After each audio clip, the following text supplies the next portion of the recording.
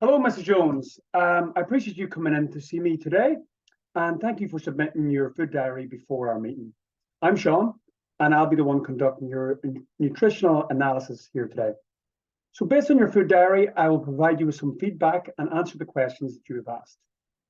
In order to evaluate your nutritional status, I will also be taking certain measures today. First, I'll check your resting metabolic rate using a machine called the Delta Track, which you will breathe into to measure. This will measure your oxygen consumption and carbon dioxide production to tell me how much energy or calories your body burns at rest. So this will help me to calculate how much calories you need to consume each day. Next, we'll use the BOD-POD system to determine your body composition. This works by measuring air displacement inside the chamber. From this, I will be able to determine your body fat percentage and lean body mass. So firstly, given your current height and weight, Ms. Jones, your BMI is 28.9, which is in the overweight category. Now, I'm obliged to tell you that this indicates that you have an increased chance of developing type 2 diabetes, high blood pressure, high cholesterol, stroke and heart disease, joint and bone issues, liver issues and gallstones, along with a number of cancers. The good news is I can explain some of the techniques today that can help to reduce your energy intake, which is the amount of calories you consume, and increase your energy expenditure through exercise and movement in order to help you lose some of this additional weight. So it's great to hear that you want to start exercising and that you have a new bike and pedometer. So the guidelines recommend that you engage in 150 minutes per week of moderate to high intensity exercising. Things like dancing, brisk walking, riding a bike or hiking, or 75 minutes per week of vigorous intensity exercises. That's things like swimming, jogging, playing sports, aerobics, etc. So we call this aerobic exercise. In addition, 2 days a week should also be dedicated to strength training activities, things like yoga, weightlifting, vigorous housework, or gardening. On top of this, reducing the amount of time you spend sedentary or sitting still is also very important, Mr. Jones. There's lots of ways to accomplish this, such as standing up whenever possible, like I'm doing right now in this meeting, or perhaps at work, maybe plan to have screen breaks if you're using a computer. And simply by choosing to walk or ride your bike to work rather than driving is a really good idea. Unfortunately, because pedometers only measure walking and running, they cannot tell you anything about the activity you get from riding your bike. So keeping track of your daily step count is a wise decision. However, a heart rate monitor would be a better choice for you if you wanted to get an accurate understanding of how much energy you're using while you cycle. So these days, there's actually tracking devices that serve as both heart rate monitors and pedometers, and they're quite cost effective. So based on the amount of macronutrients that you consume, you're quite close to the recommended quantities as suggested by the Scottish Dietary Goals.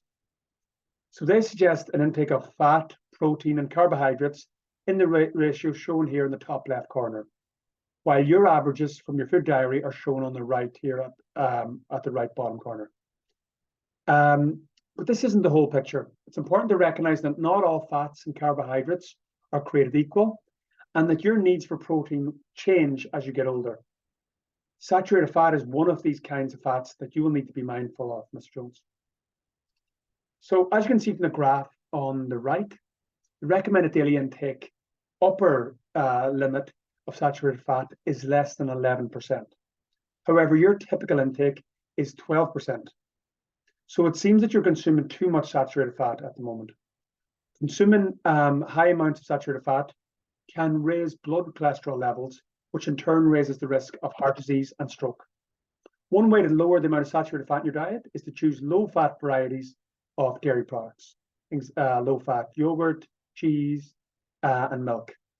And also substituting some meat with some plant-based sources of protein, like beans or lentils, is also a good idea.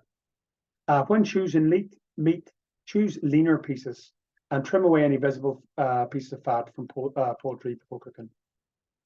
Try to stay clear of frying your food and instead choose to bake or steam them. Restrict the consumption of chocolate, cured meats, sausages, bacon, cakes, biscuits, and foods prepared with lard, coconut oil, or palm oil. These foods tend to be much higher in saturated fat. It's very important to look at the food labels, Mr. Jones. So I suggest that you keep a close eye on pre-packaged items because these tend to be these can tend to be higher in saturated fat. So eat as few things as possible that have red on the saturated fat label, and instead concentrate on items that are primarily green and allowing some ambers too. Next, we look at protein. So while your protein consumption is above the 0.75 grams per kg of body weight, which is recommended by the Scottish Dietary Guidelines. However, this is a population-wide recommendation based on averages, and it doesn't actually take into account life stages. So there's good evidence now to suggest that consuming 1.2 grams of protein per kilogram of body weight can help older adults to avoid losing muscle mass. So in your case, I'd actually suggest increasing your protein intake. So in an ideal world, your consumption of protein should be distributed equally across the meals during the day. And it appears that you have an opportunity to up your protein intake during breakfast. So in a moment, I'll provide you with some ideas of how to achieve this. First, though, there's a few important points to consider on your protein sources. So your consumption of red meat is too high, and red and processed meats raise the possibility of colon cancer. We've already discussed the larger content of saturated fat in red meats. So try to replace red meats with leaner meats, such as chicken breast, and have 1 or 2 meatless meals a week, where your protein source is things like lentils, tofu, or beans. Try to have 1 or 2 servings of oily fish each week, such as mackerel, sardines, tuna, salmon, or trout. These fish are higher in omega-3 fatty acids, which also support heart health, but select varieties that aren't fried or breaded, if possible. So here are some suggestions to help you include extra protein in your breakfast. So porridge oats are a great healthy start to your day, and you could mix in some low-fat yogurt, or you could serve it on the side. You could also eat some toast with beans, or toast with eggs, or you could cook an omelette with some fresh vegetables added in. You could also have a handful of mixed nuts by themselves, or add it to your porridge or your yogurt. And you might also like to swap peanut butter in place of the marmalade on your toast in the morning. Next, we're going to have a look at those free sugars, which are included in your daily consumption of carbohydrates. So as you can see from the graph on the left, Mr. Jones, your typical intake is 16%, while the upper recommended limit is 11% or less, which means you're consuming too much free sugars in your diet. Overconsuming free sugars is linked to obesity and overweight, which also raises the risk of heart disease, type 2 diabetes, and several types of cancer. In order to consume fewer free sugars, try to cut back on honey and syrup and other sugars in meals and beverages. Also avoid adding sugar to hot beverages like coffee and tea. And try to swap out fizzy drinks and fruit juices that contain high added sugar for water if you can, as these beverages significantly increase the intake of free sugars in the diet. When consuming canned fruits, choose versions that are in juice rather than in syrup. And as I mentioned earlier, jams and marmalades frequently have a lot of added sugar. So try limiting them or maybe replacing them with peanut butter. Now, based on your intake of fiber, Ms. Jones, you're not quite reaching the suggested daily intake of 30 grams. On average, you consume 24 grams of fiber per day. So eating enough fiber is really important, as it can help you with your weight loss journey and reduce the risk of developing type 2 diabetes, heart disease. It will help improve your digestive health, increase your fiber intake, will also lower the chance of developing some cancers. So the best source of fiber are whole grains, fruits and vegetables, beans, legumes, nuts and seeds. And here is some simple ways to improve your intake of fiber in your diet. So each of these pictures contains 5 grams, approximately 5 grams of fiber in each of these portions. So in general, choose wholemeal varieties of carbohydrates, such as brown rice, brown pasta, and wholemeal bread, because these are simple, healthier substitutes for the white versions. And the white versions, like white bread and white rice, have most of that fiber and nutrients stripped away during the processing. Choose wholemeal varieties. Also, a great approach to increase your fiber intake is to have fruit as a snack. The best sources of fiber in fruits include berries and hard fruits, such as pears and apples. And also, eating a bowl of bran cereal or porridge for breakfast will help you consume more fiber throughout the day. So, Ms. Jones, based on the data taken from your food diary, on average, you are approximately 25% below the recommended daily intake of fruits and vegetables. So, fruits and vegetables are very important, as you'll be aware, because they provide additional essential vitamins, minerals, and they also provide fiber to the diet. Fruits and vegetables also lower the risk of heart disease, stroke, and a number of cancers. So aim for at least 400 grams or 5 pieces of fruit and vegetables each day. So a simple way to look at this is to aim to have fruits or vegetables take up about half your plate of each meal. Also, make an effort to include a wide variety of different fruits and vegetables, because eating fruits and vegetables of different color will help to ensure you get a wide variety of nutrients in your diet. So here is a colorful illustration, which will give you a clear idea of what a single fruit or vegetable portion actually looks like. This causes confusion for some people. So as I mentioned earlier, 80 grams is considered a portion, and you should try to eat 5 or more portions each day. So if you can't weigh your food, 80 grams is about 3 tablespoons. 1 handful is roughly 1 portion. So when you consider fruits and vegetables that that fit into your hand, that's about 1 serving size. So things like apples, oranges, and bananas, that's 1 serving. However, when it comes to smaller fruits like kiwis, plums, and apricots, 2 fruits are considered a portion. A tablespoon of dried fruit is equivalent to 1 tablespoon of canned fruit.